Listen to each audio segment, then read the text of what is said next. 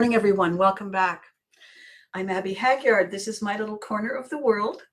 I'm high atop Ottawa, Canada, the capital of Canada. The sun is shining brightly and steaming up the windows, which is a lovely change from all the rain. How are all of you in your corners of the world? I'm just going to click on the thing that actually asks that in print, and then we'll get started. I'm right on time. So another quick sip. For those of you who are just joining me, I've discovered a hack that is one of those things you think, well, would you look at that? I have coffee in the morning, and I suddenly realized a few months ago that it might be lovely to add a little bit of powdered hot chocolate to it. And I did, and oh my goodness. It's wonderful to be right when the right things are wonderful. Cheers. Today is episode 460 of the ABCAST experiment.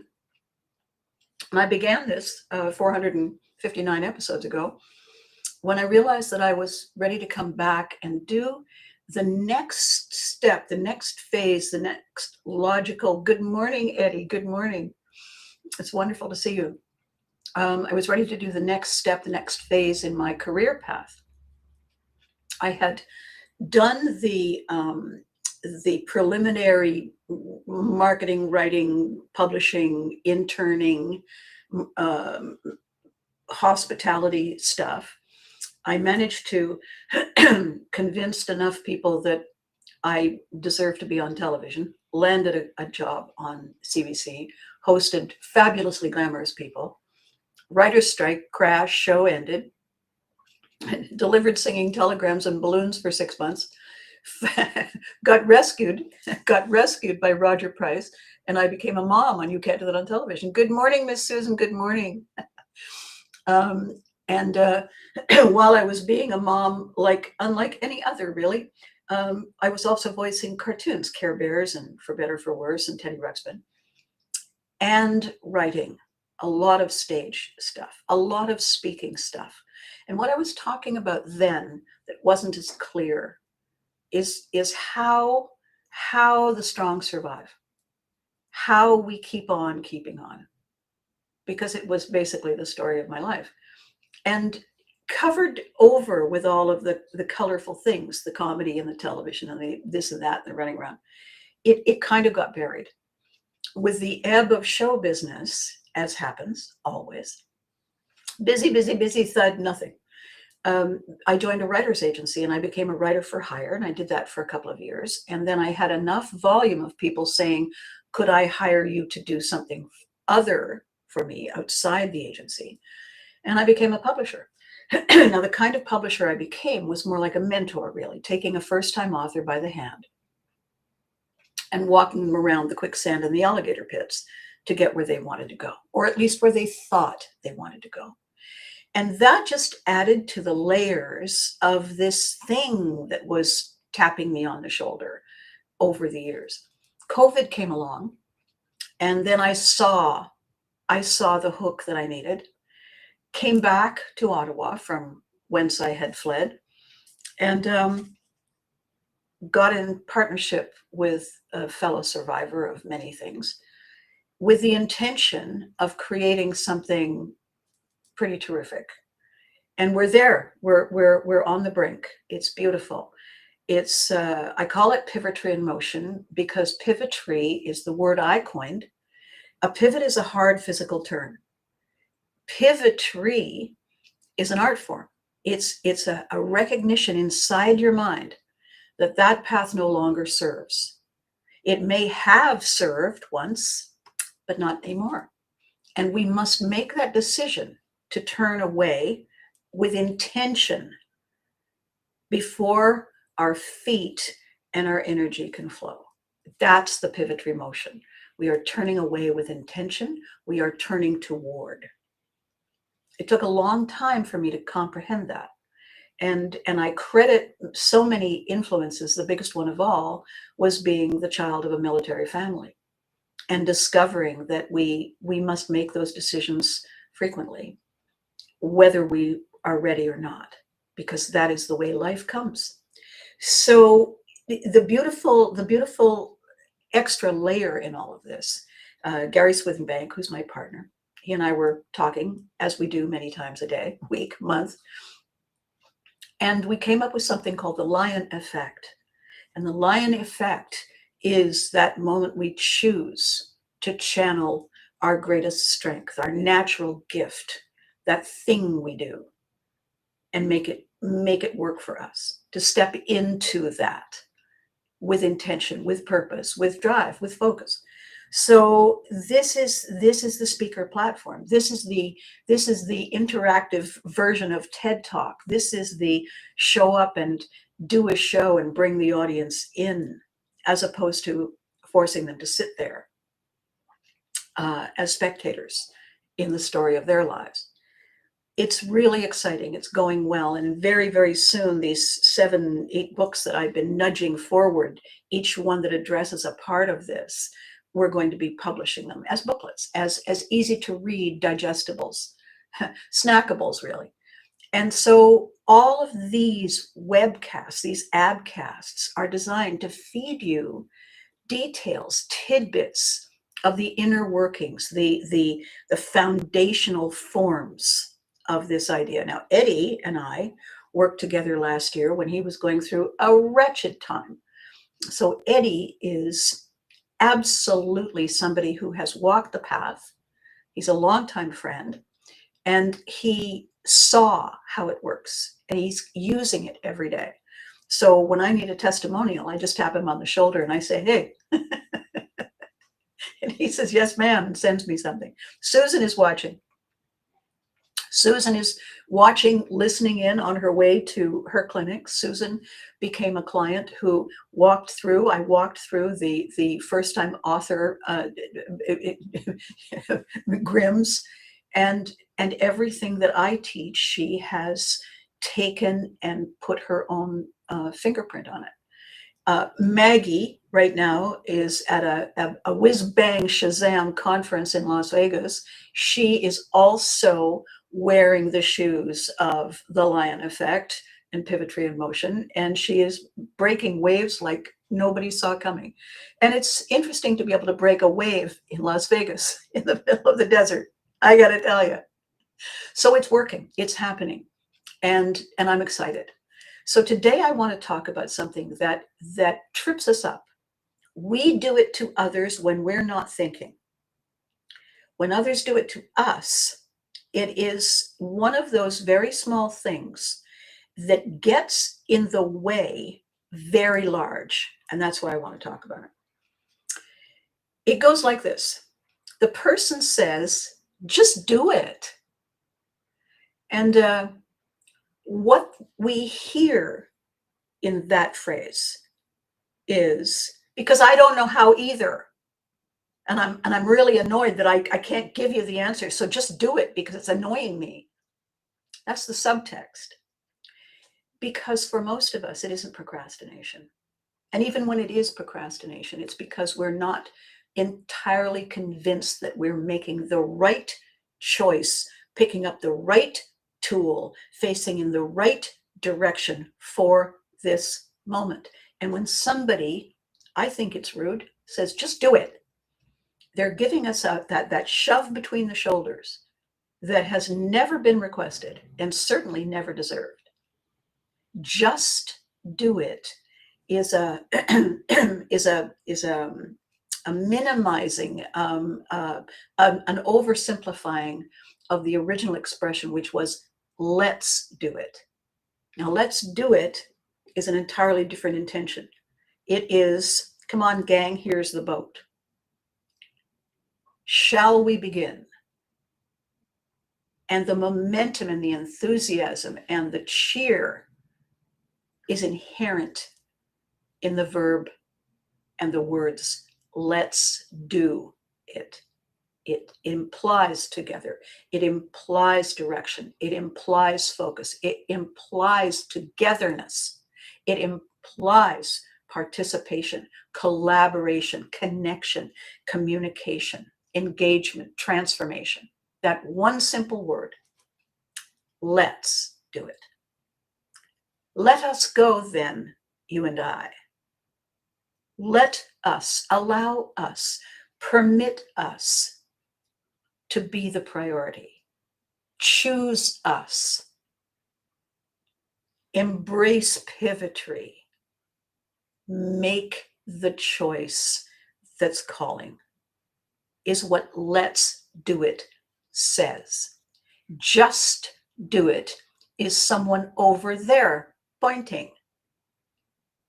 And I have an overwhelming desire to go and get a freshly thawed fish and smack them with it every time I hear it. Doesn't hurt them. It's just cold and damp and offensive, as is, yeah, do it.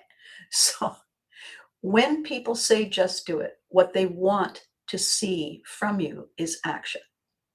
What they are not capable of seeing is the process, are the options, are the obstacles you may be carrying. It is, to my mind, an example of the disconnect we are living today. And every time someone uses it, they are perpetuating the disconnect.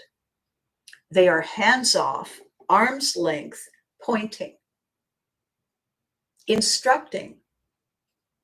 Just do it. The word just minimizes. Just do it. It ignores the complications. It ignores the uncertainty, the indecision, probably the fear, probably not the fear of this moment, probably a carried fear.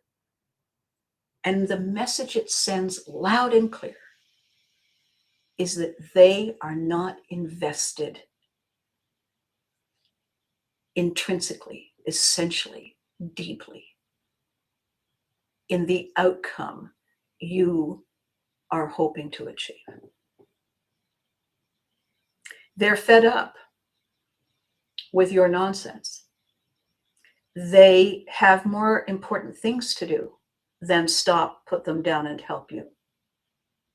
That is what we take away. It may not be what they mean or imply, but it is what we take away. And in a chaotic time, and I mean, every time is chaotic. Everybody else could be walking around having a great day. You could be spinning in full chaos, right? Everybody has a chaotic moment. No one has ever in the history of the world needed somebody to point out the obvious. Of course it needs doing. Of course it isn't getting done. Of course it's me who's supposed to be the one. I got it. I'm the one up close and personal. Stop pointing it out to me. Just do it. Just breathe. How? What do you mean how? Everybody knows how to breathe. Actually, no, they don't. No one knows how to breathe because it's an autonomic function. No one taught us the proper process. In fact, most people breathe in a less than helpful way. Just cross the street. What if you've never done it? People make assumptions all the time because if we didn't, my God, we'd be forever trying to explain every small thing. My point today, my lovelies, is that there is always a time to stop and smell the roses. There is always a time to stop, pause, watch that person, look at the set of their shoulders. Are they smiling from the cheekbones up? Is there something about their expression, about the way they're walking, that suggests there might be something else they're dealing with?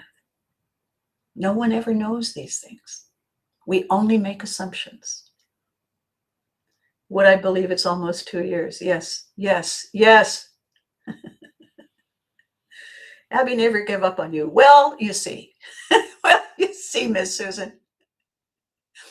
It becomes a habit. If you never give up on yourself, you tend not to give up on other people who keep resoundingly walking into the same wall. And you think, They probably don't know that there's a plan B waiting for them. Here, turn your head. Everyone turns their head and goes, oh, how long has that been there? I know, right? Oh my God. So what? Good morning, Freddie. Oh, it's so good to see you. So what we are doing here, thee and me, twice a week, 460 times, is checking in. On a scale of 1 to 10, are we okay? How's it going? Has something wobbled? Did we forget to check the lug nuts on our wheels? Are you impressed that I know what a lug nut is? I'm impressed that I know what a lug nut is. So, and for those of you who have been with me for a while, good morning, Amber. Good morning. Some of these things pop up and I'm looking here and then I realize I need to look there. Good morning, everybody. If you've commented and I didn't say anything, I'm not ignoring you. I have here so the camera's there, right? And I have a tendency to look here because I can see me there. And then there's all over.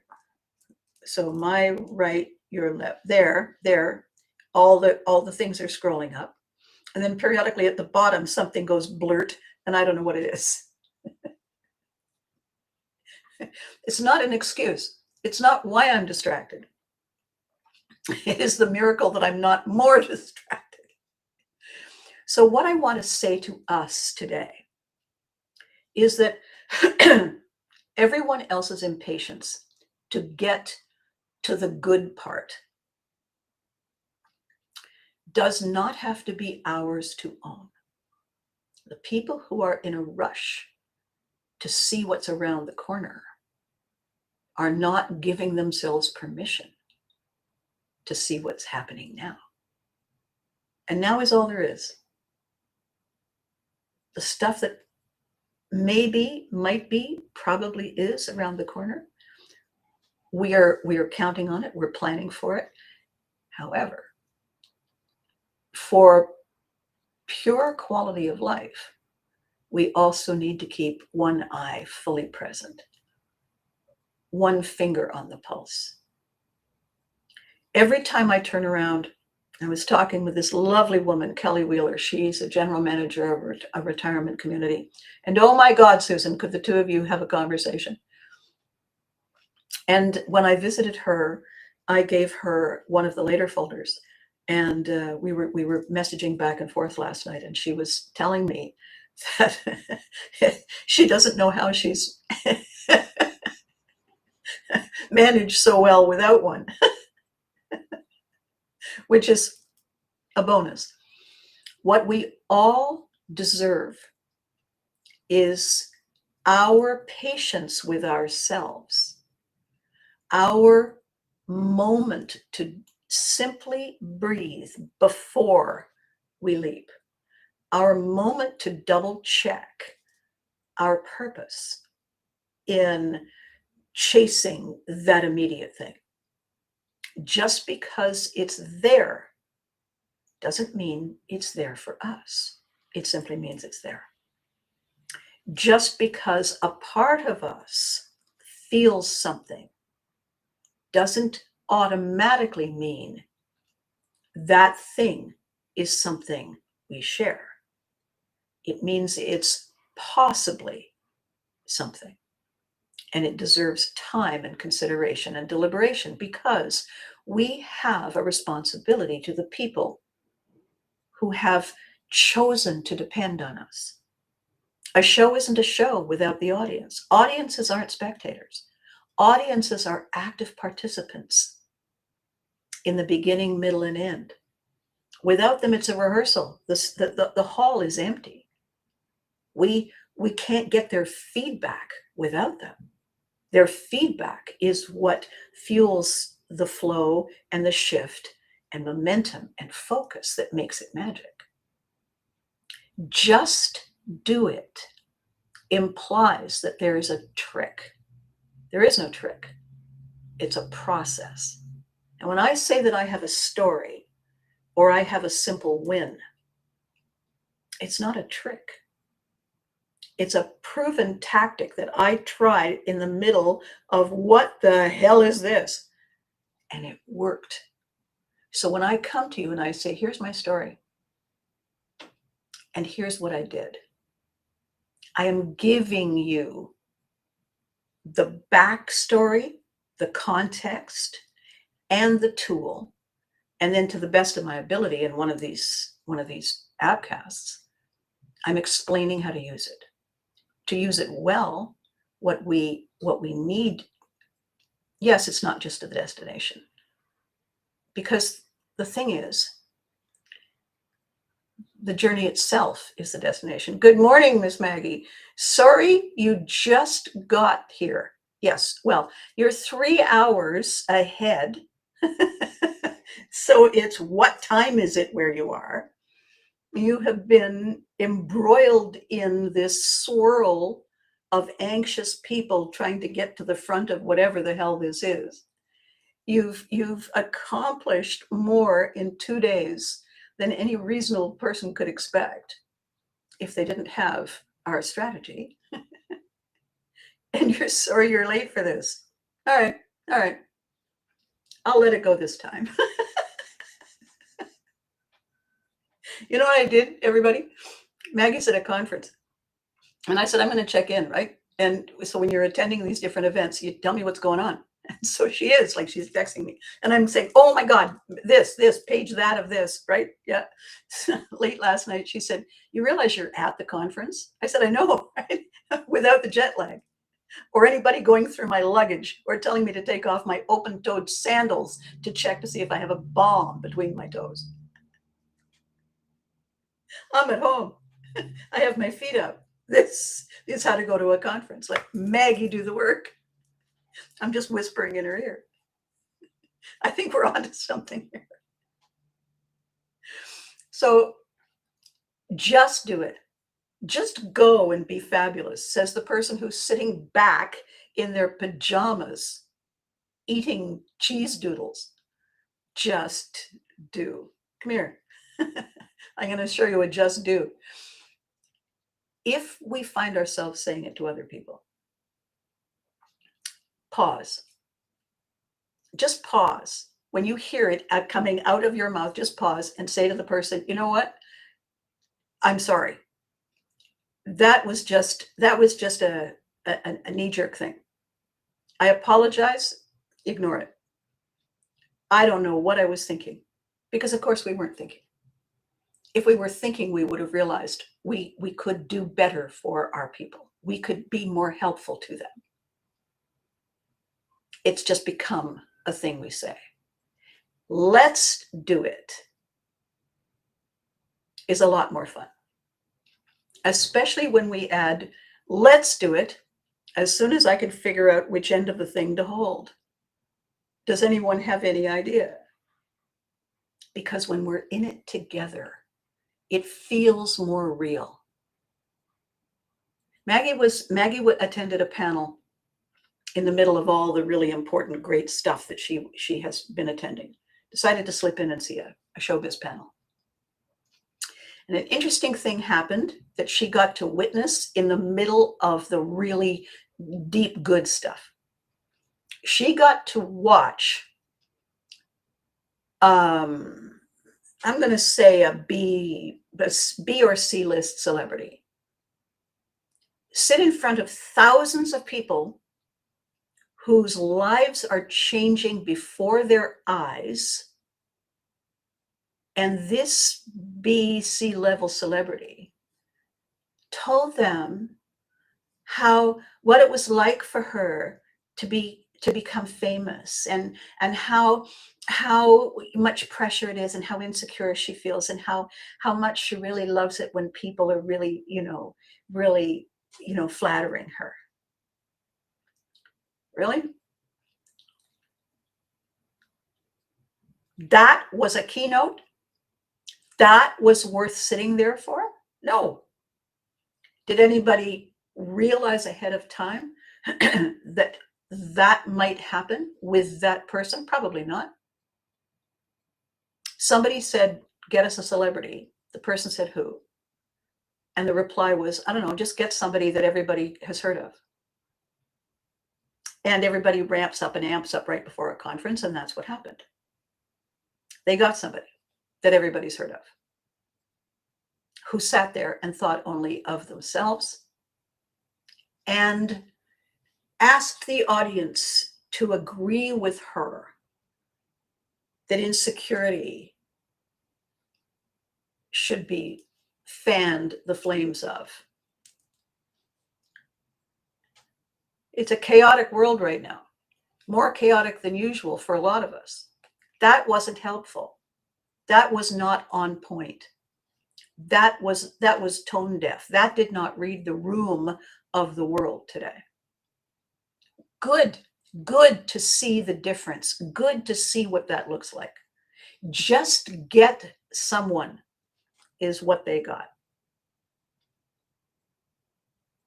Get someone who gets it takes more work, takes more understanding of what that phrase means, takes more understanding of the how.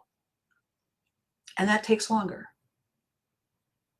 And as every single one of you knows, everyone would like it sooner. The thing is, if it was supposed to be sooner, it would be sooner. That's the way the universe works. What might have been was never going to be. If it was going to be, it would have. And very likely, it still will. What we have is now. What we have is each other.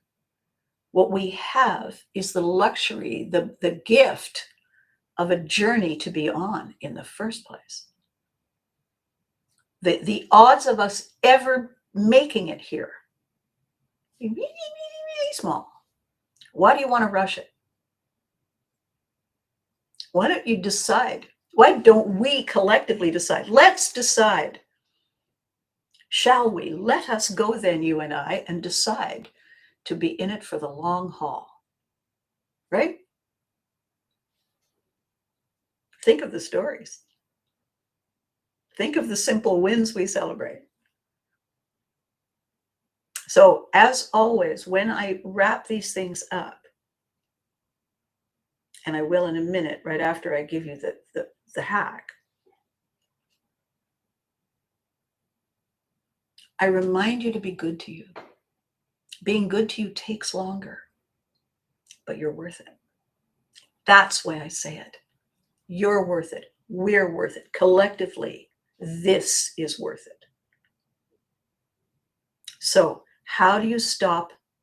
Just do it. Ask yourself, with what? Simple, one question, with what? Just do it? Okay, with what? And let your brain, let your instincts, let your intuition, let your inner voice tell you. Do it with what? Urgency. Do it with what? Enthusiasm. Do it with what? Curiosity. Do it with what? Excitement. Do it with what? Concern that it's going to rain in a minute. Do it with something, because the something you do it with is going to help you see how. Just do it. Absolutely. With what? Ask that person. Ask that person. Just do it. Certainly. With what? What do you mean with what? What do you want me to do it with? I don't know. There you go. Thank you. Clarity in all things. Blindly rushing off in all directions achieves a very, very popular comedic result. If you ask me how I know, you haven't seen anything on YouTube that has my name on it. The thing is that comedic results aren't the only results we might be seeking.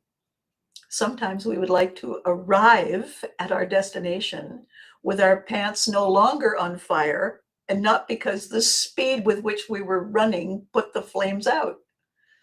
Sometimes we would like to arrive like we meant to do that, and we can't.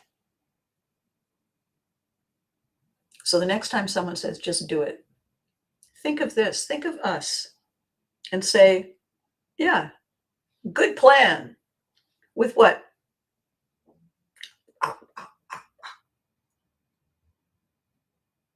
Got it.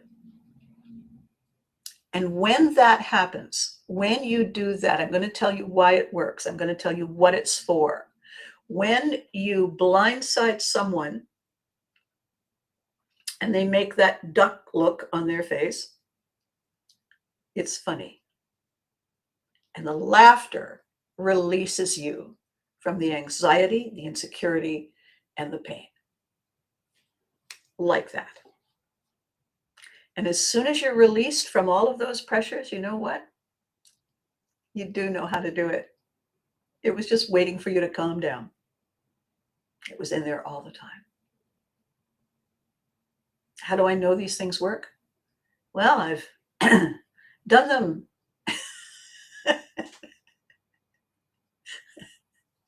Mostly because when people push me that far, they get what they got.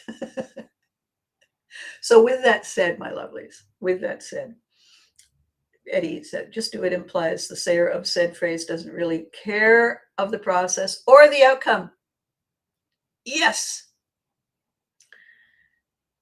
Is not interested in the outcome. So Maggie and I were talking. Susan and I were talking. Eddie, of course, and I have talked. Freddie and I have talked. If you're not focused on the outcome, how the hell do you know where you're going? How the hell do you know what you want to achieve? I say it all the time to every one of my authors. I'll use the later folder because my books are all over there. Susan will remember this. She'll roll her eyes. Don't roll the eyes too hard while you're driving. Susan, don't roll your eyes. So I say, okay, end of this process. Imagine the end of the process, Susan. Here you are. You have your published book in your hands. There it is. There's your book. Can you visualize it? She said, yes. Yes, I can. And I said, good. What do you want the book to do for you? What? It's there. It's published. It's in your hand. What do you want the book to do for you? You have created something. You've created a thing out of nothing. You have a thing. What do you want the thing to do for you? And I have never, in all the years of working with authors, had a single author who had ever even remotely considered that question or that answer. All they were focused on was the book. I want to write a book. I want to be an author. They certainly hadn't considered the process of writing. About the first 17 years in, they say, this is harder than I thought. Yes. Could you do it for me? No. What do you want it to do? Once you have it, once you have achieved it, once you can see it and touch it and taste it and feel it, what do you want it to do for you?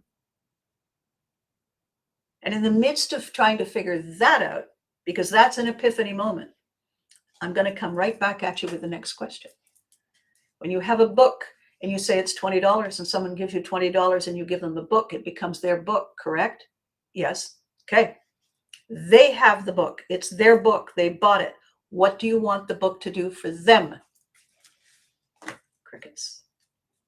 Because we never think that far ahead.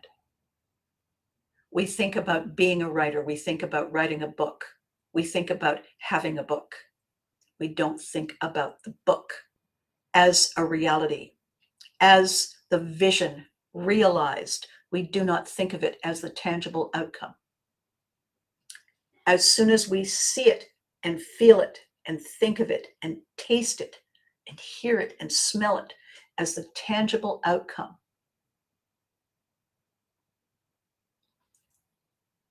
that's what it becomes. We bring it into being. We do. It lives in our head until we take it out of our head and it goes on the printed page. Until the publisher says, interesting, we may need to fix a sentence or two, and then we get it published. That's part of the process. We cannot achieve the process until we are clear on the destination, on the outcome when we get there. This is what I help you with. This is how you achieve it. If you're watching and you're looking at the comments and you're thinking, and you're not certain that you get what I'm saying, that it makes sense to you, or even that it's true, you can see all their names. Ask them. Ask them if that's what happens. Let them tell you their stories of the process with me. Even if you don't want to write a book, even if you are starting a business or a relationship or a new path for you, it always begins with a story. I was here. I am here. I wish to go there and achieve this. That's going to be the story. And achieve this, period. And what do you want the outcome to be of this? Beginning, middle, end. What do you want it to give you? That's what you and I discuss. You don't have to come to me and say, it's this. I'm the one who walks you through the process. Ask them. Ask them. They'll tell you.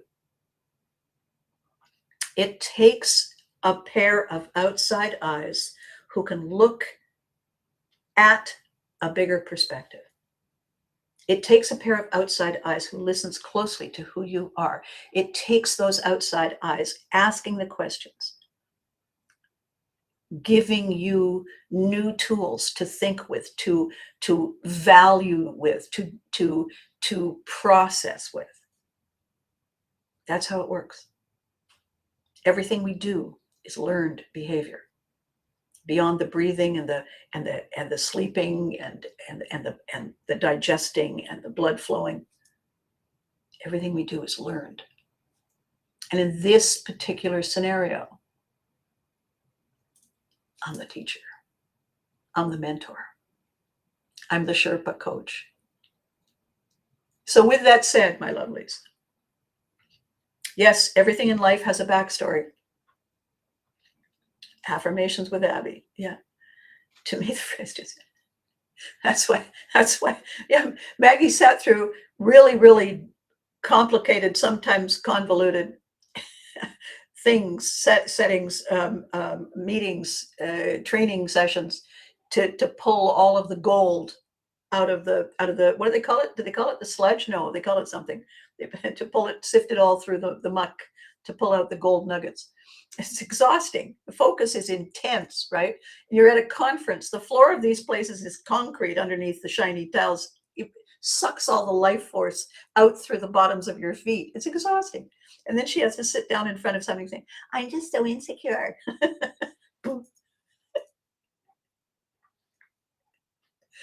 So here we are. It's Thursday. It is the 7th of May. And right here, right now, in this particular moment, it's a beautiful day. Mother Nature may change her mind, but right now, it's fabulous. So as I leave you, my lovely CEOs of your businesses and your lives, remember, we're not supposed to do this alone.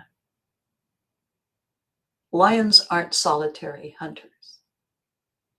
They walk with pride in their pride. I'm about to do a poem to get from here to the other side. And it seems to be working for the lions. So why don't we just take advantage of that, right? Be good to you. You deserve it. Remember to hug your loved ones. Remember to reach out to me. If you can't find me on any of these platforms, you can look me up on Wikipedia. I've been there a while.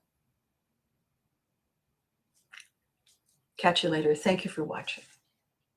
Be safe out there, and I'll see you next week.